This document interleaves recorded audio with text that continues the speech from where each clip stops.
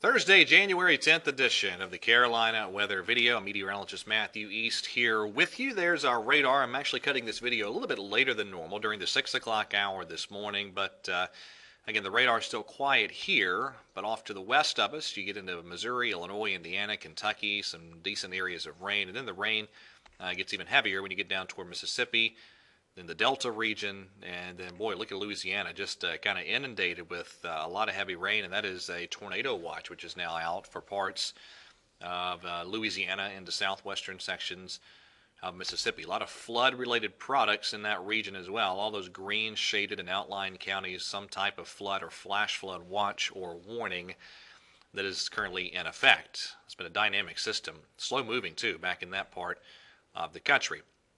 Highs yesterday around here, it was a nice day, a lot of 60s, even some 70s over toward the Sandhills and the coastal plain. But now we're getting into a cold air damming setup. Now this morning, temperatures well above average for this time of year. A lot of upper 40s on the board. You have to keep in mind average low temperatures this time of year in the upper 20s and low 30s. So way above average. It's 68 in New Orleans, 61 in Jacksonville. But we're going to be seeing some of this cooler air temporarily bleed in from the north during this cold air damming setup. There's that system off to the west of us. What an impressive system it has been. The main low pressure now has pulled on up into Oklahoma. Well out ahead of that, we've had a lot of cloud cover around here. And I can't rule out a little bit of light rain at times today, but I think better shower chances after midnight tonight and then into the day tomorrow. You can see Stormcast picking up on that. Notice later tonight and tomorrow some showers around, especially I-85 and I-40 in points north and west in that cold air damming area. And then some lingering clouds Saturday, but we'll begin to get the warmer temperatures moving on in.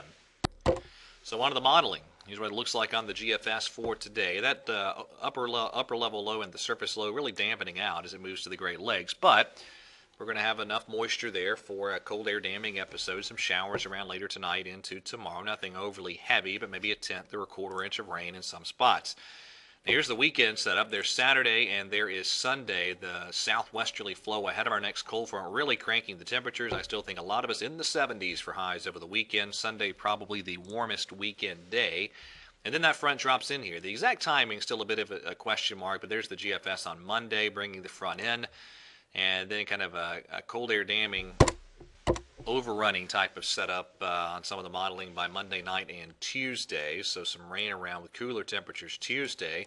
And then later on next week, it all depends on how an upper level piece of energy behaves. There's Wednesday morning on the 0Z GFS, and then another system trying to pop near the coast on the GFS. Again, this was the 0Z run right around the evening of the 19th. Now let me show you some upper level charts off the European as we get into next week. You notice a big trough out west. It looks like the trailing piece of that will close off.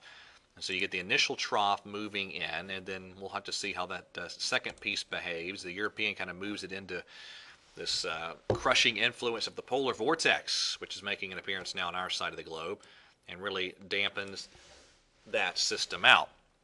But again, some changes occurring with the upper level pattern. Look at the European model out of 204 hours. These are 850 millibar temperatures, and notice the coldest temperatures in the hemisphere on our part of the globe. And yeah, you look carefully and check out these 850 millibar temperatures here off the European. That is minus 40 degree temperatures up at 850 millibars just north of the Great Lakes into Canada. So that polar vortex is going to make its influence felt. This is going to be some really cold air across the northern plains, the Great Lakes in the northeast, and that will undoubtedly bleed south at times.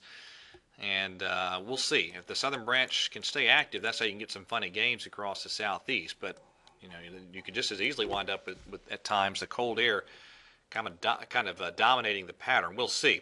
Later on next week, look what the European does. It brings a little bit of precip with that system Friday and Saturday. We're going to have to keep an eye on it. That's that cutoff piece of energy eventually moving through. And on the Canadian, I know this might be tough to see, but it looks pretty good for winter weather fans over the Tennessee Valley into parts of the Carolinas with that system later on in the 19th time frame toward the end of next week. One final chart for you, the day 8 to 10 mean, European on the left, GFS on the right. That's not a bad looking setup at all. Ridging along the west coast, some blocking, especially in the European air, and there's your polar vortex with some cold air. So we'll see how this all unfolds. All right, that's it for today. Everybody have a wonderful day, and God bless.